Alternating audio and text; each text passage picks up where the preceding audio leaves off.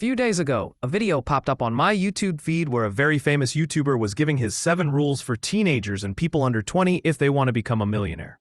And oh my, the only true thing he said was that he got extremely lucky to become a millionaire at 18, and then he went on stating his 7 rules that were absolute garbage, specifically designed to limit your mindset and keep you submissive. These so-called millionaire mentors are out here preaching 7 stale commandments, dressed up as wisdom, but soaked in fear, obedience, and control. They call it advice. I call it a digital leash for your ambition. Who tells the young minds to be a pawn before a king? Don't flex your whims. Invest everything and do nothing fun until 35. Ladies and gentlemen, no, scratch that. Young kings and queens, Future emperors of enterprise, the fire-breathing, risk-taking legends in the making.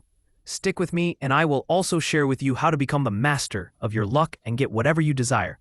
But first, welcome to the most electrifying wake-up call YouTube has ever seen.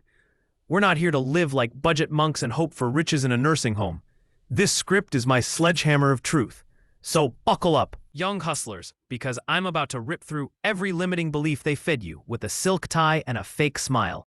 The era of unapologetic greatness starts now. Limiting belief number 1. Be a pawn to become a king. If someone tells you this, they genuinely do not want you to become successful. They want you to be tamed, controlled, and managed by them or the system they follow.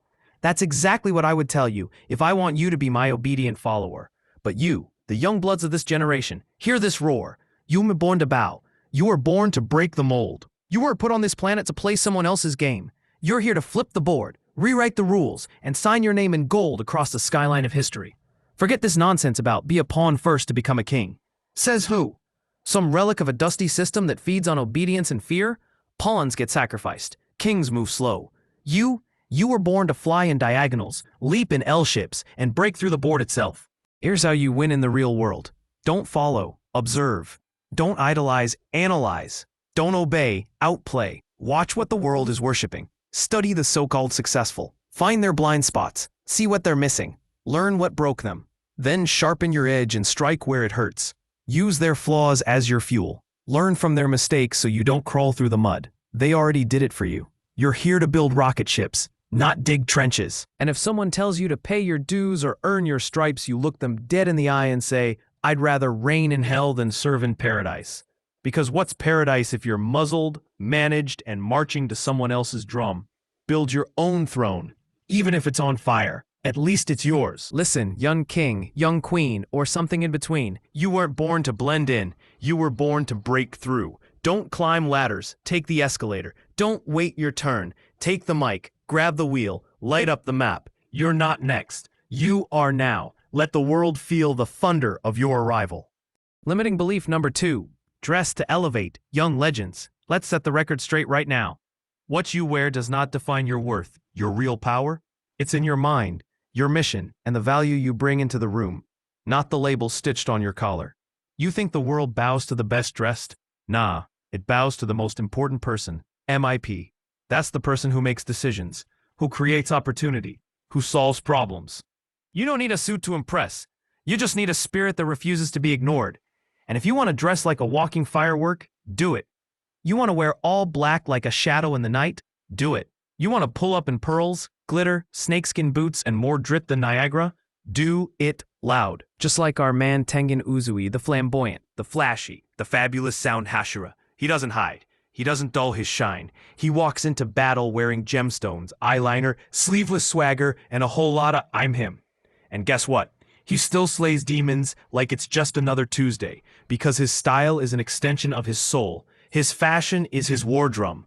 Or observe Emma Stone's main character in the movie Cruella, unapologetic with a hell lot of bravado and confidence. So here's the truth for every rising king, queen, or chaos sorcerer out there. Want to dress modest? Respect.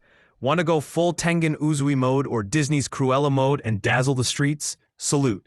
Want to mix both and break every norm ever written? You are the blueprint. But always remember, the way you think, the way you execute, and the value you deliver.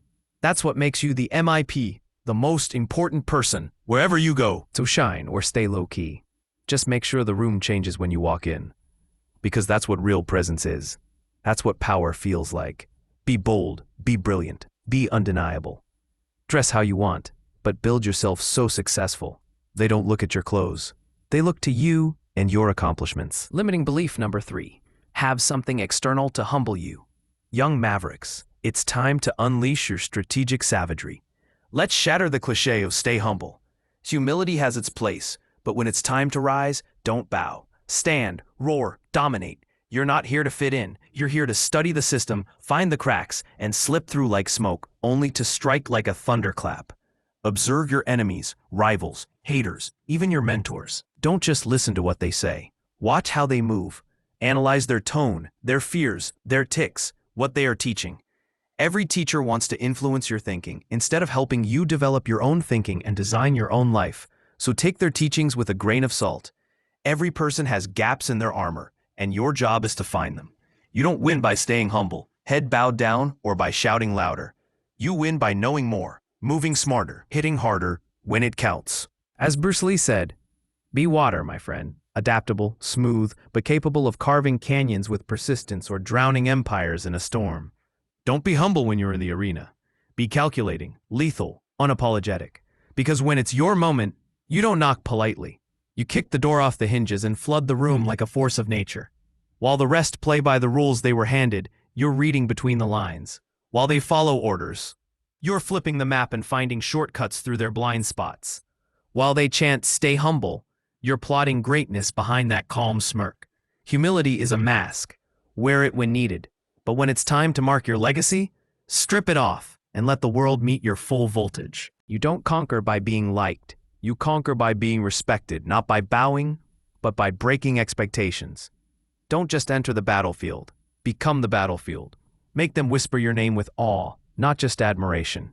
Be stealth. Be smart. Be savage. Be spectacular. The world is watching. Time to strike. Limiting belief number 4. No casual dating. All you bold and beautiful young minds, welcome to the chamber of ultimate game. We're not here to tiptoe. We're here to talk straight, with style, substance, and scandalous brilliance. Forget all the bullshito about semen retention and conserving life force by avoiding sex. Science has proved it wrong, and for clarity of mind and laser-sharp focus, you need to maintain good sexual health along with physical health. If you want to be a sovereign player in this game called life, then listen close, because I'm about to hand you a truth that most never dare to speak. You got to master human nature, or be mastered by it. Want real power? Real magnetism? Intimately knowing others, their emotions, insecurities, desires, tells, dreams, fears can be your greatest learning point, your golden weapon. Every interaction is a lesson in human psychology. Watch how people speak when they're nervous, how they flinch at truth, how they overshare when lonely. You become master at this by getting intimate with significant number of humans. However, remember, if you are a man, no woman is your property. If you are a woman, no man is bound to you till his last breath. It is a fact, but still people act so surprised in their 30s and 40s or 50s when they find their quote-unquote trusted life partners cheating on them. Now, in response to the suggestion that either have a partner early on to support you through your life goals, here's something to open your eyes straight from Wikipedia. In 1993, Mackenzie Scott and Bezos married. The following year, they left D.E. Shaw, moved to Seattle, and Bezos founded Amazon with Scott's support. Scott was one of Amazon's early key contributors and was heavily involved in Amazon's early days, working on the company's name, business plan, accounts, shipping early orders, and negotiating the company's first freight contract. They were married for 24 years. Another example is Bill and Melinda Gates. They were married for 27 years, and another example is none other than Wolverine Hugh Jackman. He and his wife separated after 27 years. The interviews and statements of the ladies mentioned are heartbreaking, reason being ignoring the true human nature and too much emotional attachment. I am sharing this with you because the millionaire gurus here be preaching to stick with one life partner forever. Even Albert Einstein could not stick to one partner for life. This advice is good for those who want to settle down, live an ordinary life, and who love to be dominated and bossed around. But those of you with rebel genius, and not just tiny sparks, but the entire firework of creativity in you, this boring routine life is going to dull your sharpness and creative faculties sooner or later. I also recommend you watch the movie Bigger to get even more clarity on this subject. The goal isn't manipulation. It's understanding behavior with surgical clarity. And those who know the minds and hearts of others, they move nations, not just followers. Therefore, Get to know more and more people while avoiding the stupid YouTube videos that are trying so hard to convince you women are gold diggers or how dirty your pickup line should be to impress a woman or some other propaganda nonsense. Yes, you can have multiple partners, you can be desired, but don't lose your identity in the chaos of connection. Respect them, protect them, but don't get attached. You're not here to bleed emotions on every page. You're here to write a legacy. Respect every partner you're with. Protect their dignity and their secrets like a vault. Learn. Enjoy the company, but never let your emotions take the wheel. Why? Because in this world of ambition and motion, emotional clarity is your sword. And if you dull that blade with every kiss and cuddle, you'll fall. Not in love, but from your throne. Keep your private life private because the world judges unfairly. Let's address the unspoken hypocrisy with laser precision. Society still runs a double standard. Men with multiple partners are seen as dominant. Women still dragged through the mud. Unfair? Absolutely. But real? You better believe it. And here's the kicker.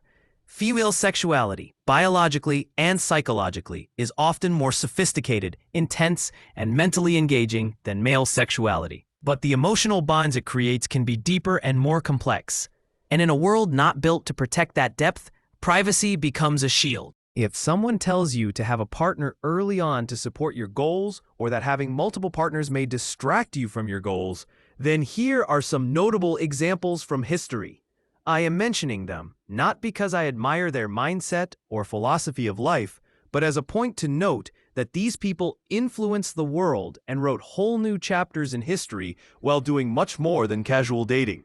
Krishna, the most widely revered god of Hinduism, worshipped across many traditions of Hinduism, a divine charmer with 16,000 plus wives. Muhammad, the founder of Islam, known for multiple marriages while carrying out political reforms, establishing a new religion, and taking part in many wars.